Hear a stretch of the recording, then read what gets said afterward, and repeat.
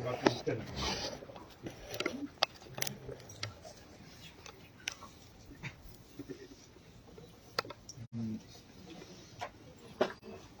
जय श्री राधे श्याम निताई गौर हरि।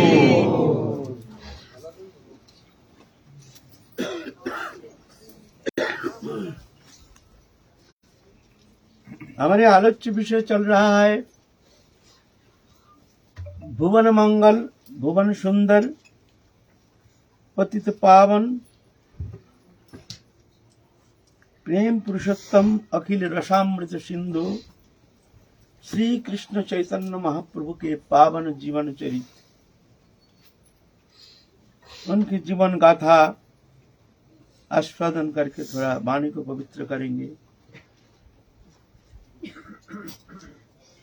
महाजन के मुखोद्गीर्ण वाणी अवलंबन करके उनके उच्चिष्ट चर्वण करते हुए आस्वादन करने के लिए प्रयत्न करेंगे।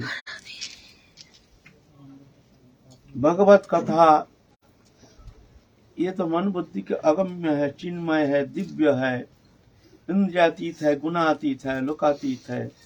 ये अनुभव वेद्य कृपा साध्य, देखने में लगता है जैसे प्राकृत मनुष्य जैसे, भगवान भी ऐसे ही कर्म करते हैं। वास्तव में ऐसा नहीं है। जन्म कर्म च में दिव्यम जो व्यक्ति तत्तो तत्तद्यं पुनर्जन्म नो इति मामेति सो अर्जुन। अर्जुन, मेरी जन्म कर्म जो है दिव्य है, ये दिव्य है। ये लीला चिंतन करके मनुष्य अंतःकरण के माया मलिनता से मुक्त होकर के शुद्ध अंतःकरण प्राप्त करके भगवत प्रेम सान्निध्य प्राप्त करने में समर्थ हो सकती हैं।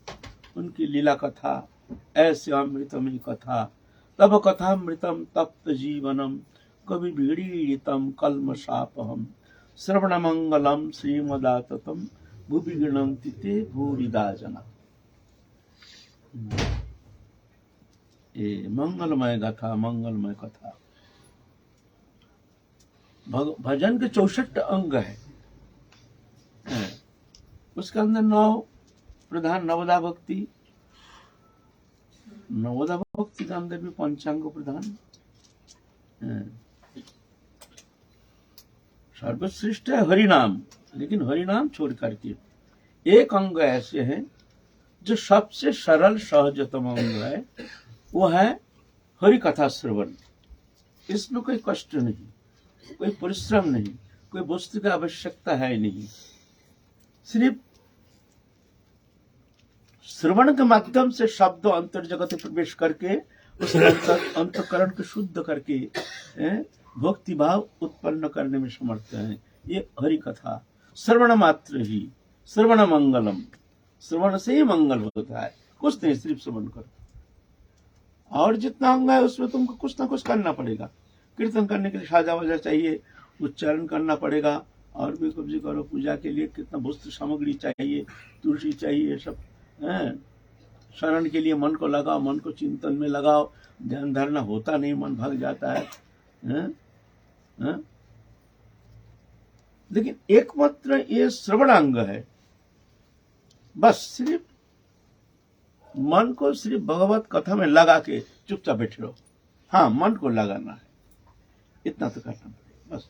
और दूसरा तरफ ध्यान मत दो, सुनो मत, देखो मत, मन को लगा दो भगवत कथा में, उसमें मंगल हो जाएगा।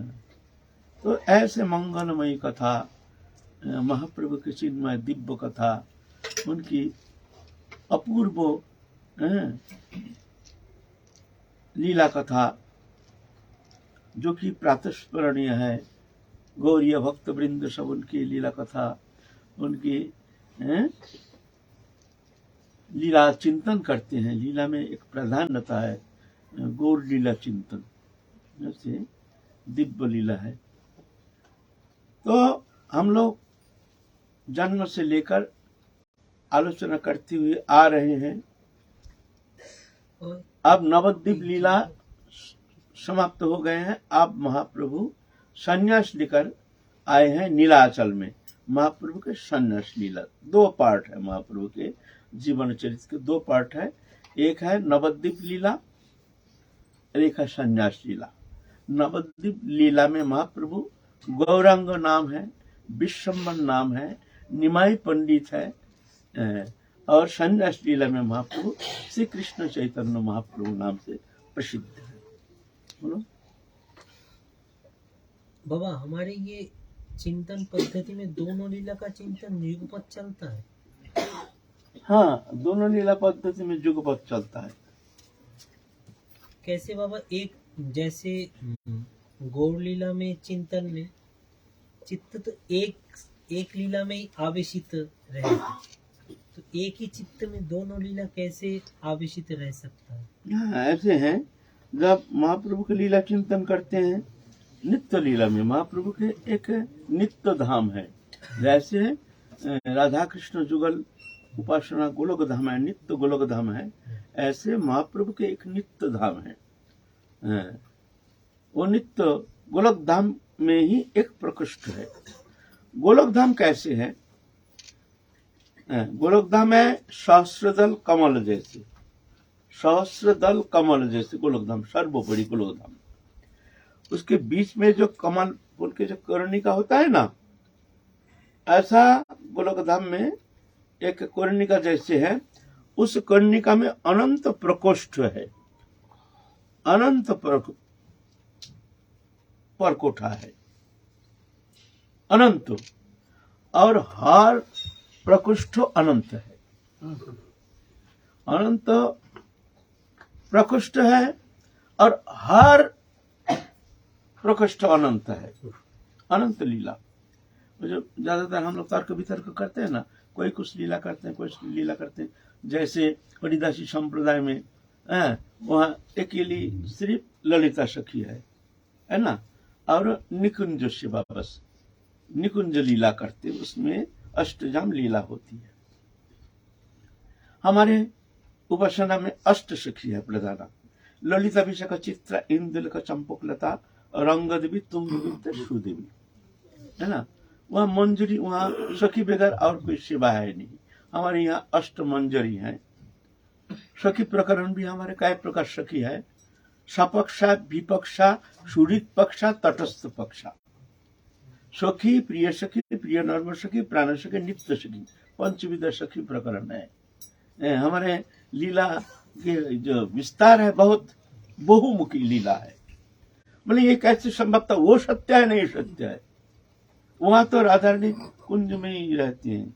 वहां जैसे हमारी लीला में जाते हैं वृंदावन में, वहां लीला करते हैं, दोपहर में वहां भोजन लीला करते हैं, फिर चौरस खेलते हैं, फिर वन भ्रमण करते हैं, वन भ्रमण करके फिर जुगल किशोर दोनों आ जाते हैं। आके कृष्ण चले गए नंदगांव, राधा रानी चले गए जावट, ऐसे लीला है। गोचरण लीला आदि है। वहां ऐसा है नहीं, है ना। तो वो सत्य है ना, ये सत्य है। वास्तव में दोनों सत्य। वो एक प्रकोष्ठ का लीला, हमारे अलग प्रकोष्ठ का लीला, दोनों सत्य है। ना जानने का कारण हम लोग तर्क वितर्क करते हैं। वो कहते हैं हमारे हम श्रेष्ठ हैं, हमारे तो इससे ऊपर। वो कहते हैं नहीं, हमारे तो इससे ऊपर सभी ऊपर है। हमारे ऊपर इससे कोई उपासना है नहीं। हमारे सर्वोपरि, इससे सर्वोपरि ऊपर है। सब अपने अपने सब ऊपर दिखा तो सब ऊपर, ये सब नीचे है, हमारे से ऊपर। वास्तव में ये जो अनंत प्रकोष्ठ है, जो सहस्रदल कमल के भीतर जो कर्णिका है, उसमें अनंत प्रकोष्ठ है। अनंत प्रकोष्ठ में राधा कृष्ण लीला ही है। अनंत लीला करती, एक एक प्रकोष्ठ में एक एक लीला करती है। कोई प्रकोष्ठ है जिस प्रकोष्ठ में श्री राधा कृष्ण नित्य काल के लिए रममान है। राधा कृष्ण और कुछ है नहीं। ऐसे हमारे आचार्य ने ऐसे कहते हैं, हम नहीं कहते, हमको क्या पता है। एक प्रकोष्ठ में वहां राधा कृष्ण दोनों नित्य काल के लिए रममान है, बस, और कुछ नहीं है वहां। ना सखी, ना सखा, ना कुछ, ना लीला और कुछ लीला वैचित्र कुछ नहीं है। राधा कृष्ण रममान होकर के नित्य काल के लिए वह एकदम निमग्न है ना? तो ये एक एक प्रकोष्ठ की लीला है, हर प्रकोष्ठ अनंत है। ये जो माया जगत है, यह है भगवान के एक पाद विभूति, और वो जो नित्य धाम है वो भगवान के त्रिपाद विभूति। एक पाद ही अनंत है, और त्रिपाद विभूति कौन जानता है? वास्तव में इसका कोई सीमा परिसीमा होती नहीं, ये तो एक दिग्दर्शन। जब हम प्रकोष्ठ कहते हैं तो उसको सीमा चिंतन करने में लगता है ना, सीमा है, नहीं तो प्रकोष्ठ कैसे हो गया? वास्तव में ये अचिंत अनंत है, अनंत अनंत अनंत है ना। भगवान कृष्ण जब अर्जुन को विभूति योग में वर्णन कर रहे, मैं ऐसा हूं, मैं ऐसा हूं, इसमें ऐसा हूं, मैं ऐसे हूं, वृक्ष में मैं ऐसा हूं, मनुष्य में मैं ऐसे हूं, राजा में ऐसे विभूति जो कह रहे हैं ना, आखिर में कह रहे हैं भगवान, अथवा बहु नहीं तेन किंग गतेन अर्जुन विष्टव्याहमिदं कृतस्तमिकांक्षिण स्थित जगत। अर्जुन तुमको मैं अपने जो विभूति क्या कहूं बताओ, क्या कहूं बताओ, तुम सिर्फ सुन लो। अनंत कोटि जीव जगत जो है, अनंत कोटि ब्रह्मांड स्थिति, इसके बाहर और भी जो भी कुछ है, एकांक्षण स्थित जगत, एकांक्षण एक कण में मैं धारण करके रखा हूं। बताओ क्या मैं विभूति कहूं अपना, है ना? तो इसका वर्णन होता नहीं है, अवर्णनीय। श्रीमद् भागवत पुराण कहते हैं भगवान का विराट रूप कैसे चिंतन किया, चंद्र सूर्य उनकी आंख है, ऐसे वर्णन। अरे चंद्र सूर्य के ऊपर उठो ना, वहां कहाँ क्या है? चंद्र सूर्य तो बहुत नीचे है, उसके ऊपर जाओ ना, कहा चंद्र सूर्य कुछ नहीं, वहां काल स्थित, क्या विराट रूप का वर्णन ना, एक दिग्दर्शन। तुम विराट रूप चिंतन करना चाहते हो तो इस तरह से तो कल्पना करो, कल्पना है, वास्तव में ऐसा होता नहीं, उनका रूप ऐसा होता नहीं है। जहां जाकर के अर्जुन विराट रूप देख करके फिर क्या कहते हैं, तमादिदेव पुरुष पुराण तमस्व विश्व परंग निधानम वेत्तासि वेदांश परं सुधाम दया तथम विश्वमनंत रूपो वैरुजमग्निवरुण शशांक प्रताप प्रजापति पितामहश्च, ऐसे अनंत है। मत्ता परतरंग नान्यत् चिदस्ति धनंजय मयि सर्वविदं प्रत्यसूत्र मणिगणैव। मत्ता परतरंग नान्यत्, हमसे परे और कोई तत्व है नहीं, है ना? तो उसका क्या वर्णन होगा? तो ये जो लीला है ये एक प्रकोष्ठ की लीला है।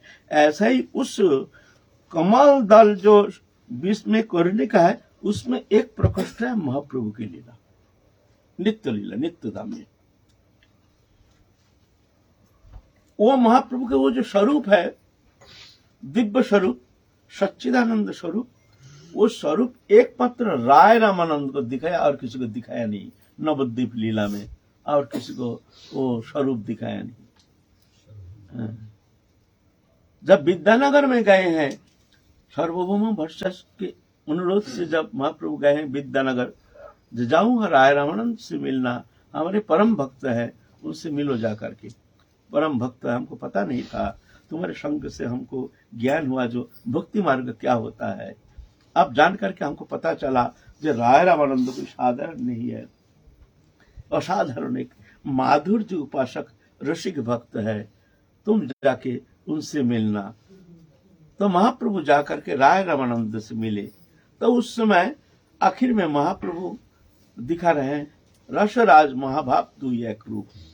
रसराज कृष्ण, महाभावमयी श्रीमती राधा रानी, दोनों मिलके एक स्वरूप होकर के महाप्रभु जब उस स्वरूप दिखे, तो अब इतना समय तो कृष्ण स्वरूप दिखाए, राधा रानी का स्वरूप दिखाए, तभी राय रामानंद दर्शन कर रहे हैं।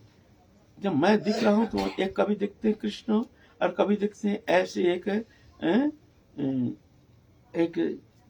राधा रानी को हम देख रहे हैं। तुम बताओ तुम कौन हो? लेकिन जब रसराज महाभाव दोनों मिल करके महाप्रभु बने हैं, तो राय रामानंद धारण करने में असमर्थ हो गए, अचेत होकर गिर गए महाभाव में, एकदम विवाहित होकर राय रामानंद गिर गए। एकमात्र राय रामानंद को महाप्रभु ने वो अपना स्वरूप प्रदर्शन कराया, और किसी को नवद्वीप लीला में ये स्वरूप दिखाया नहीं।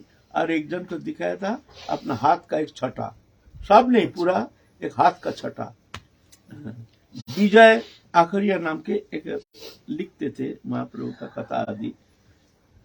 एक दिन दोपहर के समय महाप्रभु विश्राम कर रहे हैं, तो विजय आखरिया उनके चरण संवाहन कर रहे हैं। उस समय महाप्रभु उनका एक हाथ का छटा दिखाए, इतना सा दिव्य जगत का चिन्ह, जो महाप्रभु के जो दिव्य जगत का जो हाथ है, हाथ का एक छटा दिखाए। उसमें वो ब्रेन आउट होकर के नग्न होकर 7 दिन नवद्वीप में घूमते रहे उसमें।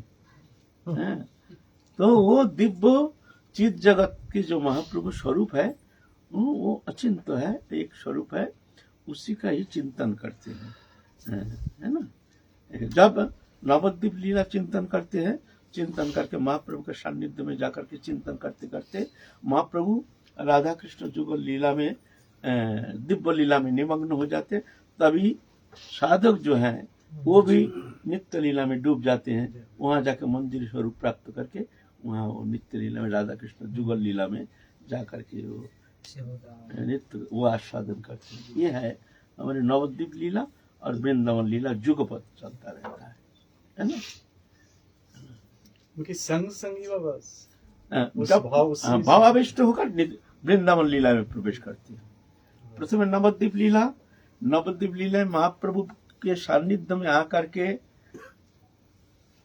जब महाप्रभु नित्य लीला में प्रवेश करते हैं, वहां राधा कृष्ण लीला, वृंदावन के दिव्य लीला, तो साधक भी उसमें डूब जाते, वहां नित्य लीला में फिर मंदिर स्वरूप आश्रय करके वहां नित्य लीला में वो लीला आस्वादन। तो भावाविष्ट होते महाप्रभु, उसी के साथ साधक भी, ये साधक भी भावाविष्ट हो जाते हैं, ऐसा कहते हैं ना।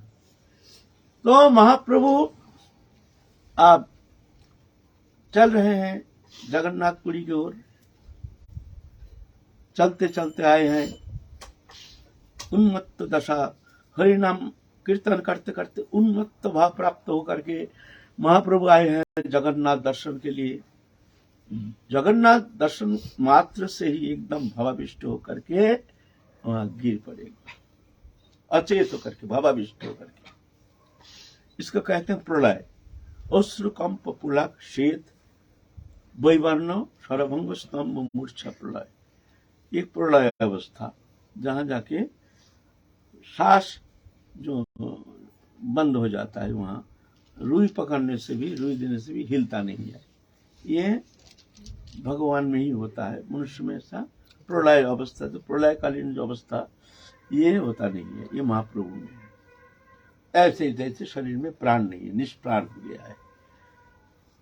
उस समय समस्त भक्त वृंद सब बाहर से आए। इधर सार्वभौम वर्चास तत्कालीन भारत के सबसे बड़े पंडित थे, बड़े विद्वान, वेदांती थे, वेदांत पंडित, अद्वैत मतवाद में विश्वासी। ऐसे द्वैत मतवाद भी विश्वास करते थे, लेकिन अद्वैत मतवाद में ही ज्यादा उनकी आस्था। सार्वभौम वर्चास के वेदांत अध्ययन करते थे और उनके शिष्य थे, उनको भी वेदांत अध्ययन कराते थे। तो महाप्रभु का दिव्य स्वरूप देख करके ही एकदम चमकित हो गए। जो भौम लोक में मनुष्य शरीरधारी ऐसे दिव्य स्वरूप तो कभी देखने में आता नहीं है मनुष्य लोक में। ये तो ऐसे सुंदर, ऐसे दिव्य छटा, ऐसे उनके शरीर के गठन, कौन विधाता ने कैसे सृजन शक्ति के द्वारा ऐसे अद्भुत एक मानव तनु निर्माण कार्य में उनके अपने समस्त कला कौशल उसमें लगा कर कितना सुंदर निर्माण कार्य किया है, देखते रह गए। इतना सुंदर भौमलोक में इतना सुंदर मनुष्य, पूछे है कौन है, कौन है, ये कौन है। और उनको देख करके ही भीतर में एक, उनके भीतर एक भावना के एक तरंग आ गया, अद्भुत एक भावनामय अंतःकरण वृत्ति ऐसे प्रभावित होकर के एकदम आनंद, एक अद्भुत आनंद भाव में डूब गए थे। तो समझ गए ये तो कोई साधारण नहीं है। पूछते हैं कौन है, ना ये इनका नाम है श्री कृष्ण चैतन्य, आए हैं बंगाल से, नवद्वीप से आए हैं, तो चलो हमारे यहाँ ले चलो इनको। अचित के पड़े हैं महाप्रभु, महाप्रभु के उठा के और शिष्य से जाओ चलो इनके उठा के ले चलो हमारे यहाँ, उठा के सब ले आए हैं उनके घर, सार्वभौम भट्टाचार्य के घर। और महाप्रभु के पीछे पीछे कुछ भक्त मंडली 10 जन से कहते 10 जन, जैसे मुकुंद है, नित्यानंद है और ऐसे ऐसे कुछ भक्त हैं, गोपीनाथ आचार्य आदि हैं, ये सब उनके पीछे पीछे उनके साथ आए हैं। उन लोग पीछे आ रहे हैं। महाप्रभु तो उन्मत्त दशा प्राप्त होकर के एकदम हा कृष्ण करते करते ऐसे उन्मादित होकर के जगन्नाथ की ओर भागे हैं, इतना जम के इन लोग पीछे रह गए हैं। पीछे आकर के पूछते हैं, जो यहाँ एक दिव्य पुरुष ऐसे आए हैं सन्यासी, कहीं देखे हो? तो जो देखे हैं जानते हैं, बोलते हाँ ऐसे तो देखे हैं, उनको तो उठा के ले गए हैं सार्वभौम भट्टाचार्य। तो गोपीनाथ आचार्य भी महाप्रभु के साथ थे, वो सार्वभौम भट्टाचार्य के बहन हुई है, सार्वभौम से शालक लगता है। तो चलो अच्छा है, हम तो जानते हैं, चलो चलो। तो सब आए हैं सार्वभौम भट्टाचार्य के यहाँ। वहां आकर के महाप्रभु के भाव दशा का कोई परिवर्तन नहीं, अपरिवर्तनीय, जैसे प्राण नहीं है। बहुत चिंतित हो गए हैं, क्या किया जाए, क्या शरीर छोड़ दिए हैं नहीं क्या? बहुत कोशिश के बाद कई घंटा बाद, लंबा समय उसके बाद चेतन आया। चेतन आने का बाद और सब भक्त बिंदु आ गए हैं, तो सब कोई बहुत आनंदित हो गए जब चेतन आ गया है। फिर सार्वभौम भट्टाचार्य, जगन्नाथपुरी में महाप्रसाद मिलता है, इतना लोग का रोशी कहाँ से होगा, सब ले आओ। रेडीमेड महाप्रसाद मिलता है पैसा से, है अभी भी मिलता है, बहुत हजारों लोग जाओ ना, कोई चिंता नहीं। वो जो आनंद बाजार है ना, वहां पर प्रसाद मिल जाता है, महाप्रसाद ऐसे चापटा मिल जाता है। वहां से मंगा करके सबको पंगत कराए, पंगत करा करके फिर बड़े आनंद से रह रहे हैं। तो गोपीनाथ आचार्य जी को कह रहे हैं ये कौन है? तो कहते हैं ये तो साधारण नहीं है, साक्षात भगवान है, ये साक्षात भगवान है, नरलीला कर रहे हैं। इनके दिव्य अलौकिक लीला, ये अपना स्वरूप को प्रकटन किए हैं श्रीवास अंगन में, उनके जो अलौकिक दिव्य स्वरूप वो सब भक्तों को प्रदर्शन कराए हैं। इनका कहना तो क्या है, आप भाग्यवान हो, देखो तुम्हारे घर में आज महाप्रभु आए हैं, बड़े आनंद। तो सार्वभौम भट्टाचार्य तो वेदांतवादी कहते, क्या कहते हो भगवान भगवान, तुम लोग छोटी सी बात पर तुम लोग किसी को कुछ देखने से ही ऐसा भगवान बना देते हो, भगवान का क्या लक्षण है? तो गोपीनाथ आचार्य तो शाला है, ये तो बहन ही है। तो बोलते तुम क्या जानोगे, तुमका क्या बुद्धि है, तुम्हारा तो वेदांती है, तुम क्या ये भाव राज्य का खबर तुम रखते हो? तो तर्क वितर्क हो रहा है। जो इनके शरीर में जो लक्षण है 32 लक्षण है, जो भगवान जब अवतीर्ण होते हैं उनके शरीर में साधारण मनुष्य से 32 लक्षण अलग दिखाई देता है। वो वर्णन किया, ये लक्षण इनमें है, ये साधारण नहीं है, ये तो भगवान है। मानने के लिए तैयार नहीं, तुम लोग ज्यादा ही भाव में विभोर हो जाते हो। ये भावुकता तो तुम्हारा मार्ग में ही दिखता है। तो गोपीनाथ आचार्य जो कहते हैं तुम्हारा बुद्धि खराब हो गया, सलाह है ना, तुम्हारा बुद्धि खराब, तुम क्या जानोगे भाव राज्य की खबर? बोले तुम्हारा बुद्धि ठीक है, मैं कैसे जानू? तुम्हारा बुद्धि ठीक हो गया, कैसे जानते हो तुम यह भगवान है? बोले उनके कृपा से ही भगवान, ये भगवत्ता प्रमाणित होता है। कब ना उनकी कृपा जिस पर होती है, तुम्हारे ऊपर कृपा नहीं, इसलिए तुम समझ नहीं पा रहे हो, ज्ञान मार्गों में घूम रहे हो, क्या जानते हो तुम? साला बहनों का झगड़ा हो रहा है, नोक झोंक हो रहा है। तो भट्टाचार्य कहते हैं, सार्वभौम भट्टाचार्य कहते हैं तुम्हारे ऊपर कृपा है, ये कैसे जानेंगे? तुम जो बड़ी बड़ी बात करते हो, तुम्हारे ऊपर कृपा है कैसे, बताओ? बोले कैसे मैं जानता हूं, तुमको मैं कह रहा हूं, सुनो। तुम्हारे ऊपर कृपा जब होगी उस दिन तुम जानोगे जो मैं क्या कह रहा हूं, क्या कहना चाहता हूं, ये कौन है। तुम्हारा घर जो आए हैं तो मैं प्रार्थना करता हूं जो तुम्हारे पर कृपा हो जाए, तुम चिंता नहीं करना, तब मानोगे हमारी बात। ऐसा कह करके अच्छा अच्छा जाओ, अभी तुम बड़े बड़े बात मत करो, तुम्हारे बात हो गया, सुन लिया, तुम लोग भगवान बना देते हो किसी को। तो जाओ जगन्नाथ दर्शन के लिए जाओ, जगन्नाथ दर्शन करके आए। महाप्रभु कह दिए तुम अकेला नहीं जाना, किसी को साथ लेके जाना, कहीं भावाविष्ट होकर कहीं गिर जाएगा तो झमेला हो जाएगा ना। इसीलिए महाप्रभु को समझाया। महाप्रभु भी छोटे बालक जैसे कहते, अब तो हमारे पिता जैसे हैं। वही महाप्रभु की जो नाना था ना, उनके उनसे सहपाठी था ये सार्वभौम वर्चस्व के पिता नकुनेश है ना। तो इस संबंध में थोड़ा ये जानते हैं महाप्रभु के हैं, इस संबंध में तो आदर करके रखे हैं। बोलते हैं ठीक है तुम हमारे पास रहो, देखो ये भावुकता छोड़ दो, रोना पीटना नाचना कूदना, ये भावुकता मन को शांत करना है, शांत करके मन को निश्चल करना है, स्थिर करना है, तब जाके ना अनुभव राज्य में प्रवेश होता है।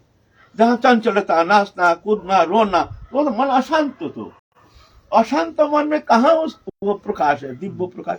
अब उनका बुद्धि ऐसे है ना, ज्ञान मार गया है ना, ऐसी बुद्धि है। महाप्रभु कहते हैं क्या करूं, गुरुदेव हमको तो मूर्ख जान करके कह दिया जे बेटा तेरे शरीर तो भजन भजन होगा नहीं, तू हरि नाम करते रहना, हरि नाम करते करते ना तेरा कल्याण हो जाएगा। अब क्या करूं मैं, हरि नाम करते करते मैं गुरु शब्द पकड़ करके, मैं तो भजन भजन तो मेरे को आता नहीं है, मैं यही नाम करता हूँ, लेकिन नाम में ना जाने क्या शक्ति है, हमको पागल कर देता है। मैं रोता हूँ कूदता हूँ, मैं जानता नहीं हूँ मैं क्या कर रहा हूँ, नाम हमको पागल कर देता है। नाम हुई सर्वपाप संसार नाशन, चित्त शुद्धि सर्वभक्ति साधनोद्गम, कृष्ण प्रेमोद्गम प्रेमामित आस्वादन, कृष्ण प्राप्ति सेवामित समुद्र मज्जन। एक नामे करे सर्व पाप क्षय, नवविध भक्तिपूर्ण नाम हईते হয়, आनुषंगिक फले करे संसारेर क्षय, चित्त आकर्षित करे कृष्ण प्रेमोदय। एक नाम से इतना होता है। हमारे ऐसे नाम के महिमा वर्णन करते हैं। पहले नाम करते करते नाम हईते सर्व पाप संसार नाशन, समस्त पाप माने पाप वासना नष्ट हो जाता है नाम करते करते। संसार नाश, संसार नाश माने वासना, संसार का जड़ है वासना कामना, वो नाश कर देते। संसार नाश माने सब मर जाता नहीं है, घर के सब हमारे मेंबर सब मर जाएगा, संसार नाश हो जाएगा। बोले उसको संसार नहीं कहा जाता है। घर छोड़ने से संसार छोड़ना नहीं होता है। स्त्री पुत्र परिवार संसार नहीं है। घर मकान दुकान वित्त वैभव स्त्री पुत्र परिवार ये संसार नहीं है। तो संसार क्या है? बोले वासना ही संसार, माने जो वासना है वह संसार का जड़ है। तो नाम करते करते ये वासना का जड़ जो है ना, वो वासना वो नष्ट हो जाता है। फिर सर्व भक्ति साधन उद्गम, फिर समस्त भक्ति साधना ध्यान धारणा आदि जो स्वाभाविक होना शुरू हो जाता है, चिंतन शुरू हो जाता है। अभी चिंतन करने का चेष्टा करके भी मन लगता नहीं है, लेकिन जब चित्त शुद्धि हो जाती है तो ऑटोमेटिकली भगवत चिंतन शुरू हो जाता है भगवत कृपा से। फिर कृष्ण प्रेमोद्गम, उसके बाद चित्त शुद्धि के बाद कृष्ण प्रेम उत्पन्न होता है। कृष्ण प्रेम के अंकुर उनके अंदर उत्पन्न होती है, प्रेमांकुर। कांति अव्रत कालोत्तम विरक्ति मान शून्यता आशाबद्ध समुत्कंठा नाम गण सदा रुचि आसक्ति तद गुणा खाने प्रीति तद वसति स्थली, ये सब लक्षण देखने में आता है। उसके बाद प्रेम का प्रकाश होता है नाम करते करते। फिर प्रेमामृत आस्वादन, कृष्ण प्रेमामृत आस्वादन करता है। हमारा तो आस्वादन होता नहीं है, हम नाम करते हैं नहीं, लेकिन नाम में वो रुचि नहीं। क्यों? चित्त मलिनता, चित्त के हमारे जो चित्त है बहुत मलिन है। मलिनता के कारण बहिर्मुखता, भोग वृत्ति, वासना, कामना, पूर्वकृत संस्कार, ये सब बहुत सारे कारण जो हमारे चित्त जो है ना उसको मलिन करके रखा है। जैसे सूर्य है लेकिन बादल के कारण सूर्य दिखाई नहीं देता है, ऐसे ही भजन करते हैं लेकिन वो प्रकाश नहीं। क्यों? हमारे भीतर मलिनता बादल जैसे छाया हुआ है। नाम करते करते बादल हट जाता है तो जाके प्रेमामृत आस्वादन। फिर क्या होता है? कृष्ण प्राप्ति, कृष्ण प्राप्ति होती है। भगवान साक्षात आके उनको कृपा करते हैं, दर्शन देते हैं, सब परिकर फिर क्या होता है, शिवामृत समुद्र मज्जन, शिवामृत समुद्र में डुबकी लगाते हैं। एक नाम से इतना कुछ होता है। तो कहते हैं, तो गुरुदेव हमको कह दिया तू तो मूर्ख है, तेरा भजन भजन तो होगा नहीं, तो नाम कर। तो नाम करते करते नाम हमको पागल कर दिया, क्या करूं, मैं नाम ही करता हूँ पागल होकर। तो सर्वभूम वर्सेस तो वेदांती हैं, अद्वैतवादी। ये लड़का तो बहुत अच्छा है, नवीन उम्र है, इसको हम समझे बुझा करके ज्ञान मार्ग में प्रवेश कराएंगे। ये सब भावुकता छोड़ा करके, भावुकता नहीं छोड़ने से तो ज्ञान मार्ग में प्रवेश नहीं होगा। ये रोना पीटना, अरे रोना कहाँ, वो तो आनंद है, आनंद है। रोता है कौन, दुखी है वो रोता है। ज्ञान मार्ग की विचार है ना, रोते हैं भक्ति मार्ग में, रोते हैं हाँ कृष्ण हाँ राधा रानी बोल करके, व्याकुलित चित्त होकर के रोते हैं। रोना ऐसा थोड़ी आता है। रोना क्या है, आनंद जब ज्यादा हो जाता है ना, आनंद जब धारण कर नहीं पाते तब रोना आता है, जानते हैं। जब जीव मान लो कोई आनंद, इतना अधिक आनंद हो गया, जो आनंद वो रो देता है। हमने उस दिन बताने घटना सुना है ना, ऐसे देखने में आता है। ज्यादा आनंद माने बहुत प्रियजन हमारे बहुत दिन बाद आया है, बहुत प्रियजन, प्रिय से प्रियतम हो, बहुत दिन मिले नहीं, जब आए हैं उनके मिल करके रोते हैं। क्यों रोते हैं, क्यों भाई, तुमको तो आनंद होना चाहिए, तुमको रोते हो ना। आनंद के अधिकता, प्रबलता, वो रोना आ जाता है। तो कृष्ण प्रेम में जो रोते हैं ना, वो आनंद का ही प्रकाश है। जो रोता है कृष्ण कह करके, हारद कह करके जो रोता है, वो जानता है से प्रेम जार मने तार विक्रम से ही जाने, विषामृत जाने एकत्र मिलन। कौन जानेगा, बहिर्मुख लोग क्या जानेगा वो रोना क्या है। क्यों रोते हैं, भजन करके क्यों रोते हैं, रोना थोड़ी, वो तो हंसना है। बोले ना, वो रोना अलग रोना है ना। तो सार्वभौम घर से सोच रहे हैं इसको हम ज्ञान मार्ग में प्रवेश कराएंगे। तो कहते हैं देखो ये भावुकता है, ये भावुकता अच्छा नहीं है। मन को शांत करना है, एकांत करना है, निश्चल करना है। मन में जब तरंग है तब तक ध्यान करना, निश्चल कहाँ से होगा। निश्चल करने के लिए मन को शांत करना पड़ेगा। तो महाप्रभु रसिक है ना, उद्धार करना है। आप तो हमारे पितृ सम है ना, हमको तो कुछ पता नहीं, उतना ज्ञान तो हमारा है नहीं। आप जैसे कहेंगे मैं ऐसा ही करूंगा। आप हमारे गाइडेंस दीजिए, हमको क्या करना है क्या नहीं करना है, इस विषय में हमारा कोई ज्ञान नहीं है। आप जैसे कहेंगे हम ऐसे करेंगे। बोलते तुम संन्यास ले लिया, नवीन उम्र है, 24 साल उम्र है, संन्यास धर्म पालन कैसे करोगे। बहुत कठिन है संन्यास धर्म पालन करना। तुमको कौन कहा है संन्यास लेने के लिए, है? तो कहते क्या करें, मन में आ गया संन्यास तो ले लिया, हमको पता नहीं संन्यास कैसे रक्षा होगी। आप हमारे हमको रक्षा कीजिए, हम आपके शरण में हैं, जैसे हमारे संन्यास धर्म रक्षा हो जाए, जैसे कल्याण आप जैसे कहेंगे ऐसे हम करेंगे। अच्छा हुआ दिखता, आधार तो अच्छा है, तो बढ़िया चेला होने से ना गुरु का छाती फूल जाता है ना। गुरुदेव जो होता है ना, वो भी चाहते हैं जो बढ़िया चेला मिले, है ना, जो भजन जिसका नाम होगा बहुत, ऐसा है ना। तो देखते अच्छा बढ़िया चेला मिल गया हमको, इसके द्वारा हमारा बहुत काम होगा, गुरुदेव कहते हैं ना। तो हाँ ठीक है, सुनो तुम वेदांत अध्ययन करो हमारे पास, तुम वेदांत अध्ययन करो, चंचलता नहीं करना। जाकर के शाम को किसी के साथ जाकर के दर्शन करके आना, किसी से मिलना जुलना नहीं। ये भावुकता इन लोगों से ज्यादा मिलना जुलना नहीं है। हमारे पास चुपचाप आ जाना। यहाँ वेदांत का क्लास होता है ना, तो यहाँ सब शिष्य लोग आते हैं। तुम भी वेदांत अध्ययन करो, इसमें तुम्हारा कल्याण होगा। जैसे आप कहते हैं, आप हमारे पिता समो, आप जैसे आदेश करते हैं ऐसे करेंगे, ठीक है। खेलने लगे, जाना नहीं कहीं, हमारे यहाँ रहना। हाँ हम कहीं नहीं जाएंगे। आप महाप्रभु वही रह रहे हैं। अब जब क्लास होता है छात्र सब बैठते हैं, वेदांत अध्ययन अध्यापना करते हैं सार्वभौम भट्टाचार्य। महाप्रभु सबके पीछे बैठते हैं, चादर ओढ़ करके ऐसे करके बैठे, एकदम हिलना डोलना बंद। और सार्वभौम भट्टाचार्य देखते तखत को बैठते हैं ना, ऐसा करके देख लेते हैं कौन कैसा मूवमेंट करते हैं, कैसे हैं, देखते हैं ऐसे ही बैठा है। अध्ययन खत्म, उठ के चले जाते हैं। 7 दिन हो गया।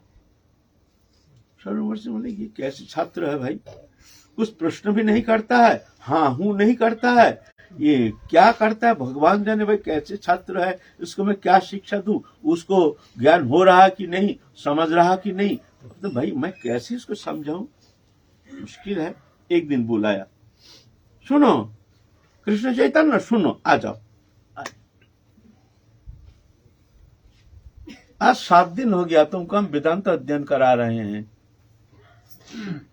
तुम हाँ ना कुछ कहते नहीं हो।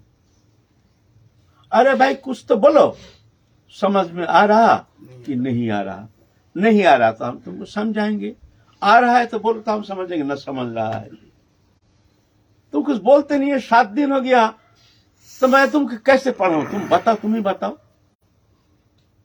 तो महाप्रभु कहते हैं देखिए आप जो कह रहे हैं हमको तो खूब समझ में आ रहा है। अरे आ रहा है तो बोलते नहीं, बोलते नहीं, आप जो श्लोक के जो अभिधा वृत्ति को दबा करके आप लक्षणा वृत्ति में व्याख्या कर रहे हैं, यह हमको समझ में नहीं आ रहा। तो शब्द का अभिधा वृत्ति किसको कहते हैं, शब्द के अभिधा वृत्ति कहते हैं एक शब्द श्रवण मात्र ही उसका माने जो हमारे सामने आ जाता है स्पष्ट, वो है शब्द का अभिधा वृत्ति। और लक्षणा वृत्ति वो शब्द का अवसर माने हो सकता है। जैसे मान लीजिए गो, गो शब्द में आप बोलेंगे गो तो आप क्या मन में आएगा सामने, गाय है ना। लेकिन ना, गो शब्द में इंद्रिय, गो शब्द में पृथ्वी, गो शब्द में ऐसे बहुत सारे 12 प्रकार माने हैं गो शब्द का। तो गो शब्द जो है यह अभिधा वृत्ति लक्षण वृत्ति और माने हो सकता है। हमारे बांग्ला में एक श्लोक है, हरिर ऊपरे हरि हरि शोभा पाए, हरि के देखिए हरि हरिते लुकाए। माने अनुप्रासना शब्द का लक्षण है, हरिर ऊपरे हरि हरि शोभा पाए, हरि के देखिए हरि हरिते लुकाए। माने हरि माने कमल, हरि शब्द में कमल फूल, हरि माने भ्रमर, हरि ऊपर हरि माने कमल के ऊपर एक भ्रमर शोभा दे रही है। हरि के देखिए हरि, हरि के देखकर हरि माने सर्प, अगर हरि माने मेढक, तो एक सर्प को देख करके एक मेढक, हरि माने पानी, पानी में डुबकी लगा दिया। एक सर्प को देख करके मेढक पानी में घुस गया। तो एक कवि उस पे लिख रहे हैं, हरि ऊपर हरि हरि शोभा पाए, हरि के देखिए हरि हरिते लुकाए। यह है लक्षणा वृत्ति। अभिधा वृत्ति हरि शब्द में भगवान, हरि शब्द हम भगवान जानते हैं ना, तो ये हरि शब्द में जो भगवान है यह है अभिधा वृत्ति। और लक्षणा वृत्ति हम जो कहा ये सब लक्षणा वृत्ति। ऐसे लक्षणा वृत्ति में हमारे संस्कृति में बहुत सारे माने अलग अलग होता है। तो उनकी शब्द सुन करके सार्वभौम भट्टाचार्य देखते हैं भाई ये तो मूर्ख नहीं है, तो अभिधा लक्षणा वृत्ति जब ज्ञान है तो कुछ अध्ययन तो किया है। अच्छा, हम लक्षणा वृत्ति में तो तुम कुछ अध्ययन किए हो नहीं, गुरु के श्रीमुख से थोड़ा सुने हैं। अच्छा, तुम एक श्लोक का व्याख्या करो। क्या व्याख्या करते हो? आत्मा रामस्य मुनय निग्रह तापुरक्रमे कुर्वन्तो हि तो किं भक्ति इत्थम भूत गुण हरि। ये श्लोक का व्याख्या करो। तो महाप्रभु कहते हैं पहले आप व्याख्या कीजिए, फिर जाके हम जैसे जानते हैं ऐसे व्याख्या करेंगे। तो सार्वभौम भट्टाचार्य उसके लक्षणावृत्ति में 9 प्रकार व्याख्या किया अलग अलग। जैसे आत्मा राम, उसमें 13 पद है ना। आत्मा राम मुनय निग्रंथा अप्रक्रमे कुर्वन्तु अहेतुकं भक्ति इत्थम्बुतो गुणो हरि। 11 पद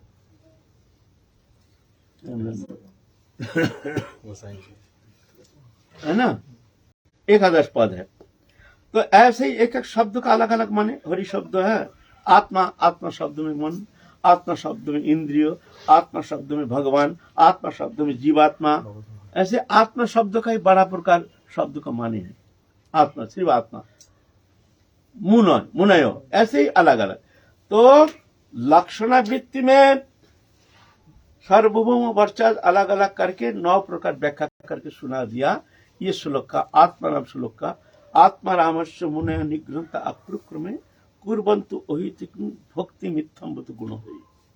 इसका अनुवाद ऐसे है, आत्माराम मुनिजन, आत्माराम माने जो आत्मा में रमन करते हैं, जिनका समस्त इच्छा मिट जाती है, सब जान जाती हैं, ऐसे जो आत्मा में ही रमन करते हैं, जो जड़ चेतन खोलने का बाद जो अपने स्वरूप में स्थित हो जाते हैं, आत्मज्ञान प्राप्त करते हैं, ऐसे आत्मजन जो मुनिजन जो है, निग्रंथा उनकी ग्रंथि माने जड़ चेतन ग्रंथि खुल जाता है। कुर्वन्तु अहितिकी, भगवान में अहित की भक्ति करते हैं। इत्थम्भूत गुण हरि, भगवान हरि में कुछ ऐसे अप्राकृत गुण, गुण माने प्राकृत गुण नहीं, एक तो सात्विक राजसिक तामसिक त्रिगुण जो है ये बहिरंग माया शक्ति के प्रभाव से होता है, ये 3 गुण से, है ना। लेकिन ये गुणातीत, ये प्राकृत गुणातीत भगवान में ऐसे गुण है, अप्राकृत गुण है। दयालुता, कृपालुता, प्रेम वश्यता, ये सब भगवान का अप्राकृत गुण है ना। तो निग्रंथा अप्रक्रमे कुर्वन्तु अहेतुकी, भगवान हरि में अहित की भक्ति करते हैं। कौन? आत्माराम मुनिजन भी अहित की।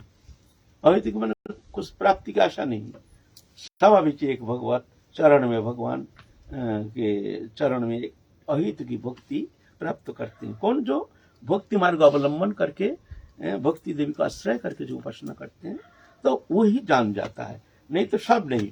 जो भक्ति मार्ग अवलंबन नहीं करते हैं वो वहां पहुंचते नहीं। ब्रह्मभूत उपसन्नता न शोचति न कांक्षति समं सर्वेषु भूतेषु मद भक्ति लभते परम। फिर उस भक्ति के द्वारा, भक्ति ही मामा भी जानाति जवान चष्टि तत्तो तत्वं तत्त ज्ञात विशुद्ध तदनंतरम, उस भक्ति के द्वारा, परा भक्ति के द्वारा, है ना। तो ऐसे आत्माराम मुनिजन भी भगवान में कुछ ऐसे अप्राकृत गुण है जो भगवत कृपा से ही जान सकते हैं, तो अहित की भक्ति करते हैं। इसका श्लोक का व्याख्या करो। तो सार्वभौम वर्चास अद्वैत मतवाद में निर्विशेष निर्गुण 2 उपासना पद्धति, हमारे सनातन धर्म में 2 उपासना पद्धति, एक निर्गुण निर्विशेष उपासना पद्धति, एक सगुण सविशेष उपासना पद्धति। ये 2 उपासना पद्धति। सगुण सविशेष में भगवान स्वरूप, नाम है, रूप है, गुण है, लीला है। निर्विशेष नाम रूप गुण लीला रहित कुछ नहीं, है ना। ये है 2 पद्धति, दोनों स्वीकृति है गीता में। भगवान का है ना, जित कर्मनिर्देशम अव्यक्तम प्रतिभाषते सर्वत्र चिंतन च कुटस्थम चलं ध्रुवम संनिवेन्द्र ग्रामं सर्वत्र समबुद्धय ते प्राप्नुवन्ति मामेव सर्वभूत हिते रता। यह है निर्गुण निर्विशेष उपासना। और सगुण सविशेष उपासना, जहाँ भगवान मेरे सबसे प्रियतम, सबसे निकटतम जानकर, भगवान के प्रति एक आत्म भाव, सबसे प्रियतम मेरी भगवान नहीं, वो मेरे हैं, मेरे प्रियतम है, मेरे निकटतम है। ये माधुर्य उपासना के श्रेष्ठता, ब्रज माधुरी उपासना पद्धति। यह भगवान एक प्रियतम, यह भगवान वो जानते हैं, हमारे सबसे प्रियतम, सबसे निकटतम उपासना है।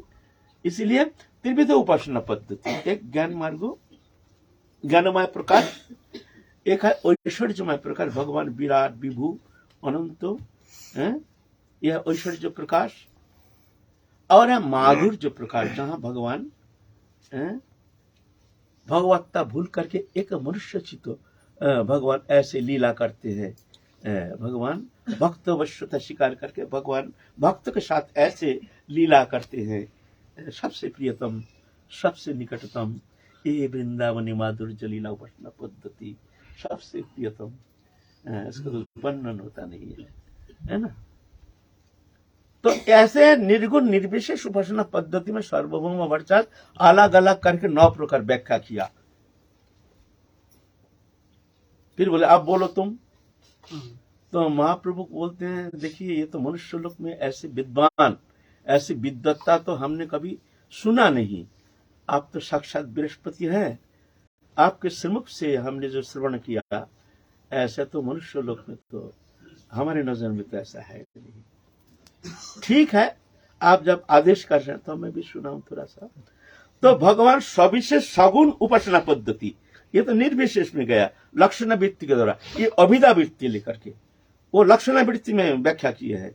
और महाप्रभु इस बार सविशेष सगुण उपासना पद्धति में अभिधा वृत्ति में उसका एक एक करके अलग अलग करके 18 प्रकार व्याख्या करके सुना दिया। श्लोक का आत्माराम श्लोक का 18 उनका एक भी स्पर्श नहीं किया।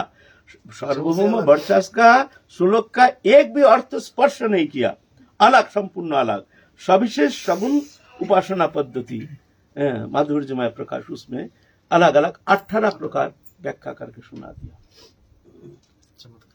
तो सार्वभौम वर्चस्व एकदम स्टैंड हो गया।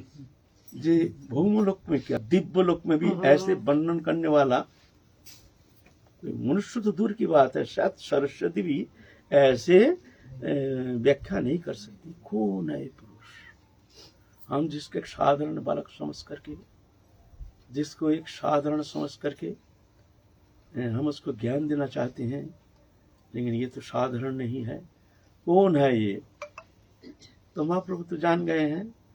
तो महाप्रभु 2 हाथ धनुषबाण राम मूर्ति, फिर 2 हाथ वंशी धारण किए हैं और 2 हाथ दंड कमंडल, सर्वभुज दिव्य महाप्रभु के सच्चिदानंद सर्वभुज मूर्ति दर्शन कराए।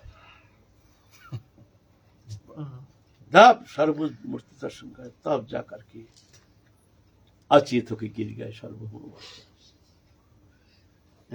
फिर बहुत समय पीछे महाप्रभु उनके शक्ति संचार करके उनकी चेतना लौटा के लाए हैं, उनको उठाए। फिर कहते हैं क्या सार्वभौम भट्टाचार्य, संन्यास में मेरा अधिकार है? संन्यास में मेरा अधिकार है?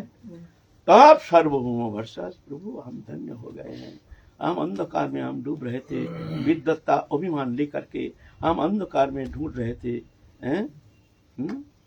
तो आपकी कृपा से हमारी दृष्टि खुल गया है प्रभु। तो चरण में पढ़ करके महाप्रभु के अष्टक रचना किए हैं। सार्वभौम भट्टाचार्य के महाप्रभु के एक अष्टक रचना किए हैं, बड़ी सुंदर रचना। फिर महाप्रभु उनके हृदय में धारण किए हैं। धारण करने से उनकी जड़ चेतन ग्रंथि खुल गया।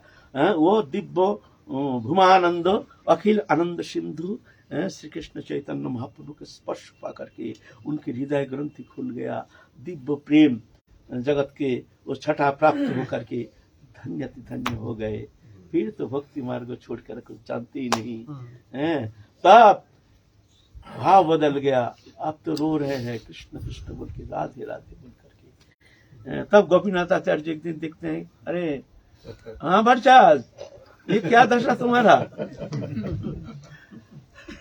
हाँ क्या दशा? आप कृपा समझ में आता है?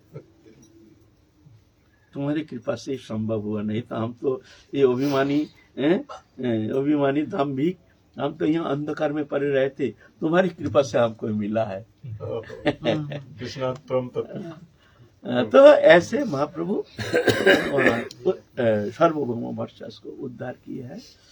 तो आज की कथा यही विश्राम, फिर काल हम लोग आगे चलेंगे। महाप्रभु के दिव्य लीला संबंध में किंचित आलोचना करके अपनी वाणी को पवित्र करेंगे।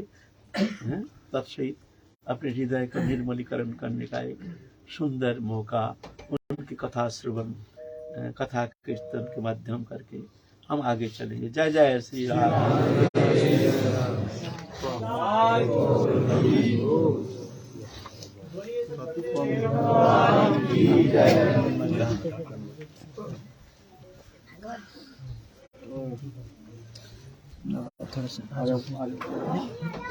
बंद कर दीजिए, कर दिया। आ जाए